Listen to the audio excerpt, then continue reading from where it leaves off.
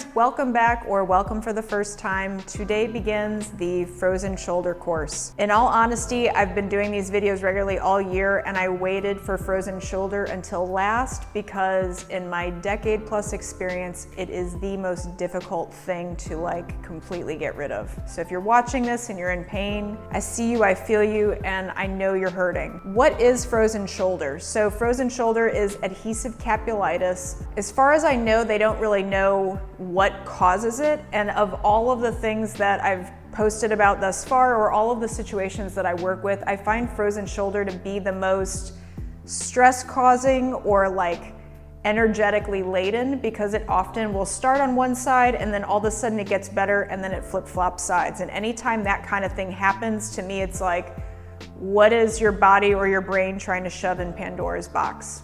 So that aside, what is it? You'll often feel like it kind of is a radiating pain when you try to move your arm. It kind of goes around here.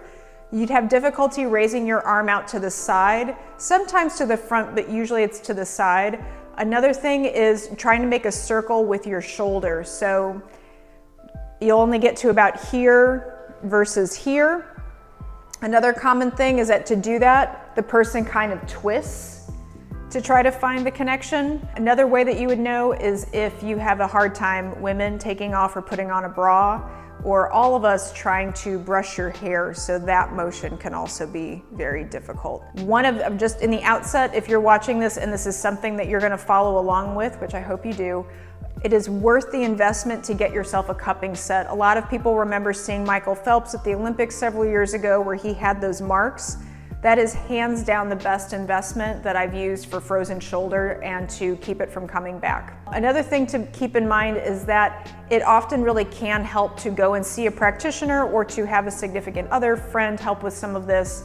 Getting a second pair of hands in there can be helpful, and this includes the cupping set because you're gonna wanna kind of get it in all of these different spots, and that can be a little difficult to do on your own. So asking for help, this might go back to that whole emotional, energetic thing, you know. So a lot of times people get frozen shoulder, this is in my humble opinion, from just living 21st century living.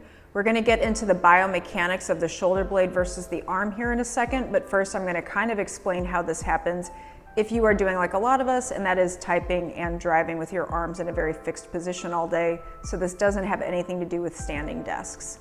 So if we turn this around, note the pec minor here, that it attaches in right where the bicep comes up. So basically, if you are spending all day long with your arms bent, that little guy is gonna get super contracted.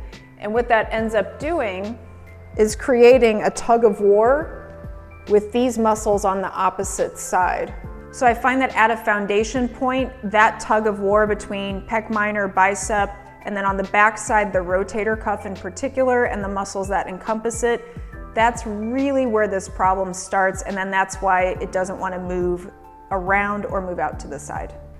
Okay, so how does the actual biomechanics and anatomy factor into this? I didn't realize this until studying anatomy, that these shoulders are really only attached at the collarbone, and that attaches into the sternum. So this entire thing that is often referred to as the shoulder girdle is really just a floating wingspan harness system that, yeah, frankly, gets into kind of evolutionary stuff. It's pretty wild. So you have the ball and socket joint here, but that is separate technically from the shoulder blade. So there's that ball and socket. So the arm is one thing and the shoulder is one thing. And I find that people often can't differentiate, or that there becomes a compensation mechanism between the two. So part of the biomechanics of this as well is that we often think, oh, I'm really stressed. I know that my neck and my upper traps are tight. And then we jam the shoulder blades down into the lat. And that's often given a cue in exercises classes, right? Like bring your shoulders out of your ears or bring your shoulders down your back. But the thing is that if I lock my shoulder blades down, and I can kind of get really stiff, I can still move my arm in full range of motion, but I'm not using my shoulder, I'm using the muscles around the socket of the shoulder. I'm not using my actual upper back muscles. And then another common cue that I don't like that, we hear a lot in exercise classes is pinch your shoulder blades together. Well, if I do that, I'm really putting a lot of pressure on the back of my neck, and the cervical spine, the spine in the neck is not supposed to do that. So what we miss out a lot on is one, the rotator cuff, so the actual rotational muscles of that upper arm, which technically are coming from the shoulder blade. And then we also miss abduction of the shoulders, which is this notion of the shoulders broadening, which is more subtle than jamming down. So I don't know if you can see that, that's me broadening my shoulders versus a solid jam down. The other thing that's really critical with this, and that we'll have an entire module on the breath, is that, as I just mentioned, so the whole shoulder girdle is mounted into this collarbone. When you breathe, that collarbone needs to be able to move up and down for a full breath cycle. And I think most of us know that we don't have a full breath cycle day in and day out, but that is absolutely a component of frozen shoulder syndrome. So we're totally going to look at that. Another piece of this shoulder mechanics is that if I'm really locking down my shoulders down my back all day long, the shoulder blade itself, technically, like I was saying, this should be like a floating wingspan. The shoulders should be able to move and oscillate. Well, if I spend all of my time jamming them down, the shoulders can no longer float on the back of the ribs, which again goes back to this piece of like how frozen shoulder, if the shoulders are stuck, how that implicates the breath. They need to be able to glide on the back of the rib cage.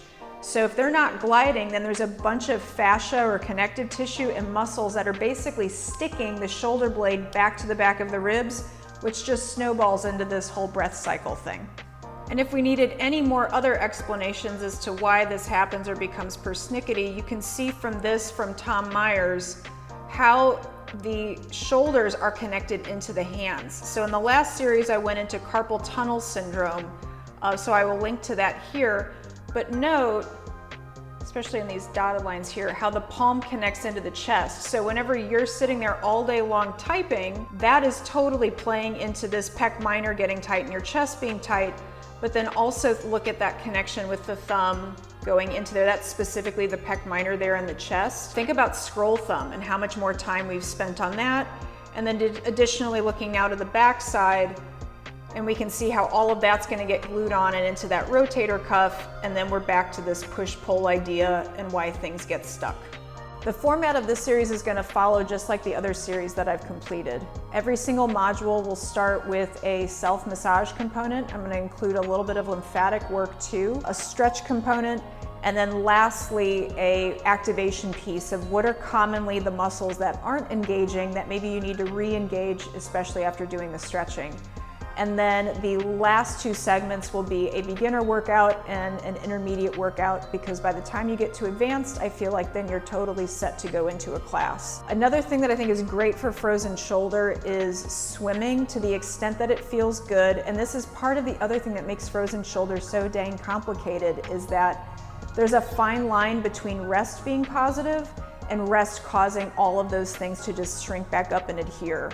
So you're gonna have to find that balance for you of what feels like it's too much activity, or know that you may get a blowback and nothing's wrong.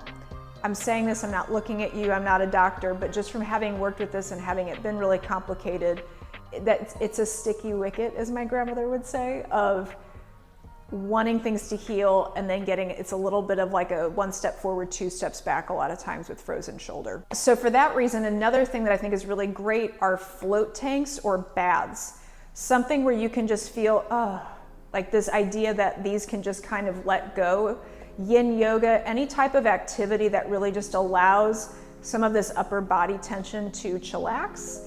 And that ultimately what we're going for here in a range of motion is like a freestyle stroke or even a breaststroke in swimming, and pull-ups, so that you're not doing pull-ups like this. So even if you don't have frozen shoulder, but you've like ruptured a bicep tendon or have chronically tight biceps, you don't have full range of motion in your shoulder, I'm guessing. Because in a pull-up, you want to be here without being too much like this. So being able to find neutral and being able to properly engage through your core in terms of the back body and the front body. Thank you for watching. Please subscribe, please share, and I hope this helps.